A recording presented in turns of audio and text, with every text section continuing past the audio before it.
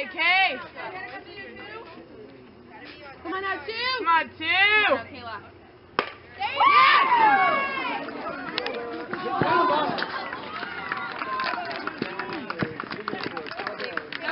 You're up.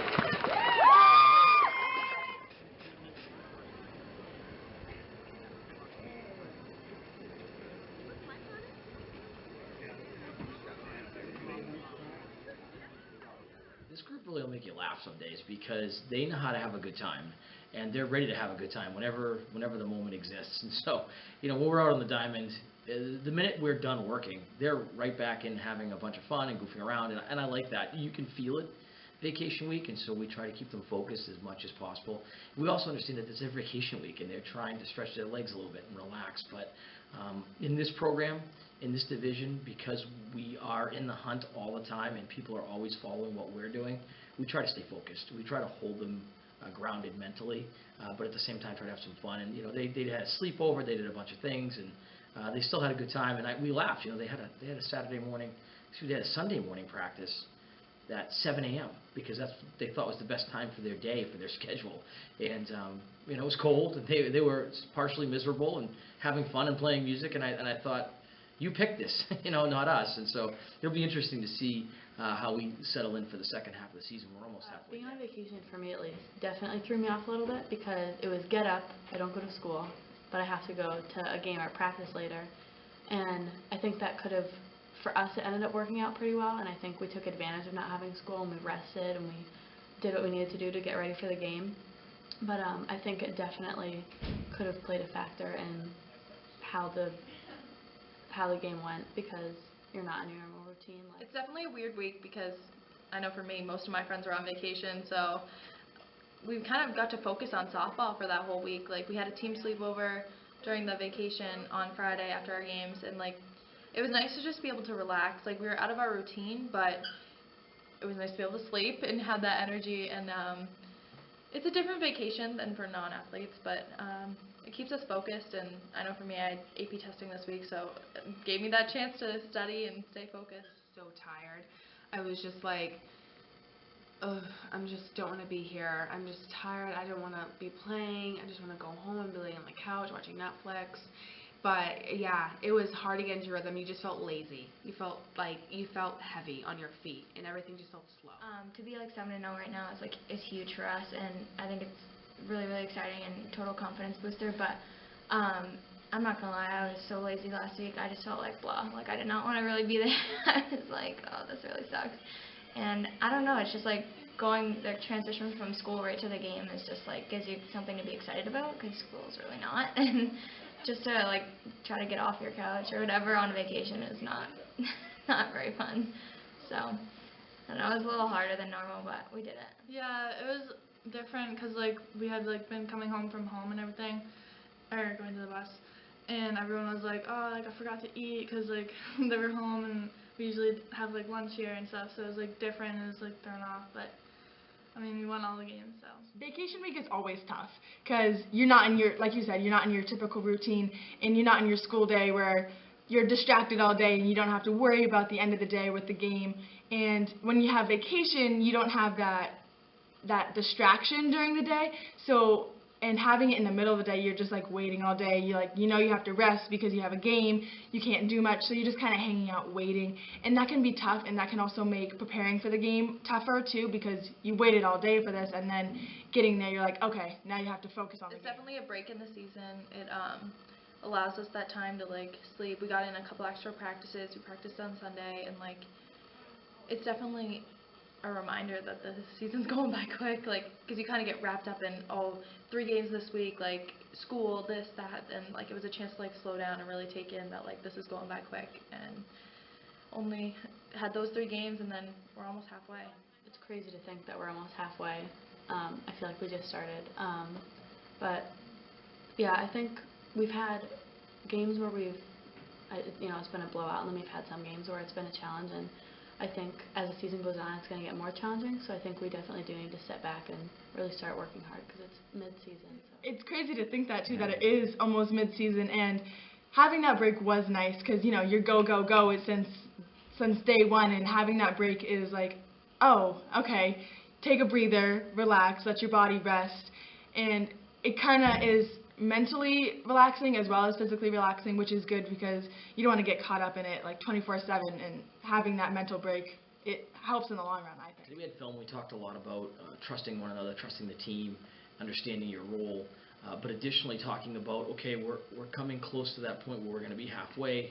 This next month is an every other day game schedule where we're going to be constantly playing, and we need to start thinking about those adjustments and start really settling in. And so today's conversation and moving forward has been about, okay, here's what we need to work on, here's what we can't allow to happen in games, here's what we need to do. And one of the big things we talk about is finishing. Not just going out there and winning a game, but finishing the game and finishing that game strong. And that doesn't mean that that we haven't done that, but we focus on that a lot because it's a big part of the postseason. So we have been talking a lot about what the second half of the season is going to look like, and now the kids have defined roles. They know their job. They're out there every day working and they're preparing. And when we sit and do our film now, we talk a lot about what our opponents are doing offensively, defensively, what we're doing to play against that, and also just to make sure they understand what it is they need to do each game in order to be successful. And so film days and practice time now becomes critical because we get limited amounts of it with a lot of games mixed in and a lot of different types of opponents. So we might see a very strong Division II team one day have a day off, and the next day see a very weak one and have to adjust to that. That's tough.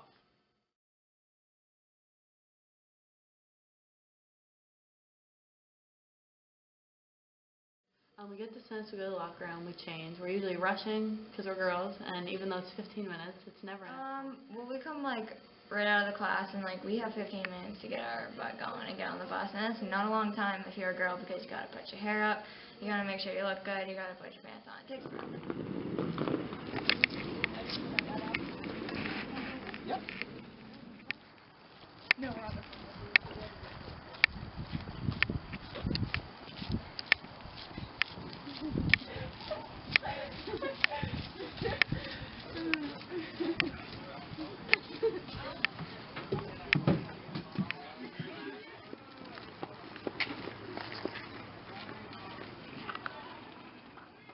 games, you have 15 minutes, you got to get your stuff, get water, we have to get the water jug, and we have to get on the bus because they don't wait. Baseball does not want to wait for us, so we have to be quick, so we just like hustle, get on the bus, and then, you know, like listen to music. It's quiet on the way there. Like the JV girls are actually surprised at the first couple games because like on JV they'd like joke around, but like on the way to the games we're quiet, like we listen to music, like get mentally prepared for the game, and then when you get there, you're ready to go, like, starting, because usually we have less than an hour, because we usually drop off baseball first, so we get focused and, like, ready. And you're getting focused, you're getting into that game zone. So on the bus, we're quiet, we're all plugged in, listening to music, relaxing, focusing on the game that we're preparing for, whereas on the way back, it's not like that at all. Like, we're talking, having fun, that kind of thing. But on the way there, it's definitely a focused environment. Everybody knows what we're there to do. And as soon as we step off that bus, we're going. The bus ride there is usually pretty quiet. A lot of people listen to music, or we just kind of talk with whoever you're sitting with. I think Wednesday is going to look like a different bus ride than our other away games because it's Milford, and we're very focused on winning that game because they've been a tough contender for us for many years. So I think that bus ride is going to be super focused and just really looking for that. You guys still winning? Any games to Still come back? Still winning. We haven't played. This is it. Today will be a big test. Oh. So we got. Milford's usually pretty good. Milford will be good. Okay.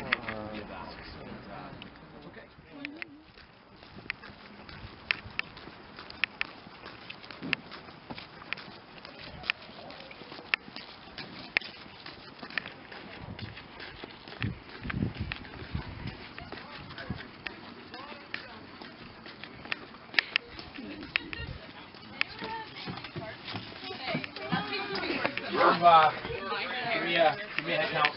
Give me a head count, okay?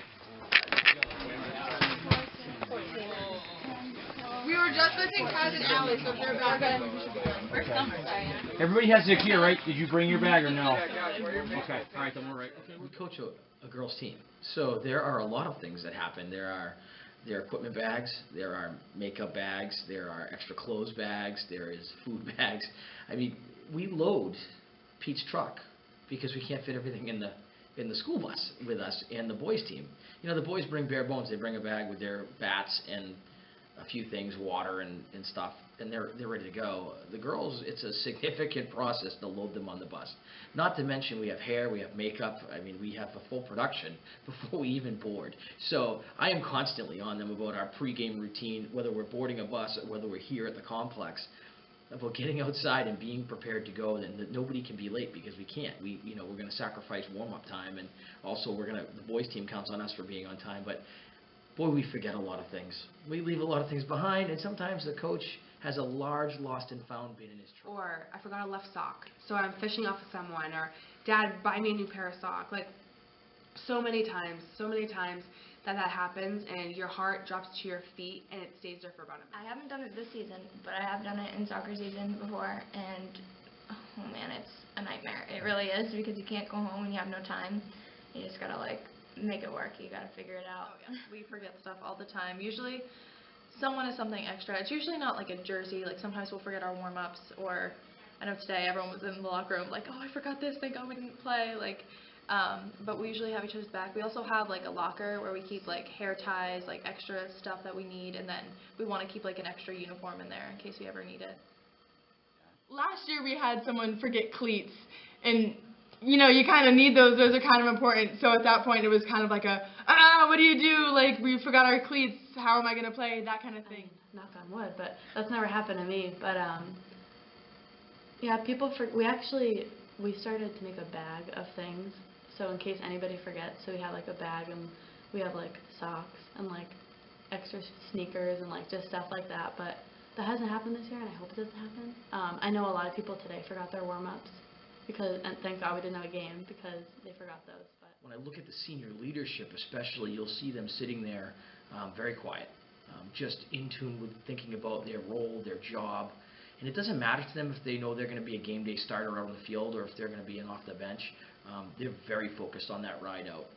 Now, win or lose coming home, they're a completely different animal. There's laughing and yelling and screaming and joking and selfies taking place and you name it. And it's pretty neat because as soon as that game ends, they change completely and they turn into themselves again. They really have a great ability to set themselves up to play mentally. I'm actually impressed. It's not very often that you see kids with the ability to say, okay, I need to focus right now and prepare myself. When they get on that bus and they head out, they're ready to go. And when they get off that bus at wherever we're going, they want to play. And when it's over, it's over. And they just get back on the bus and they have a few laughs. When we take a loss on the road, it's maybe a little more quiet on the ride back. But they still sort of take a deep breath and say, okay, we can move.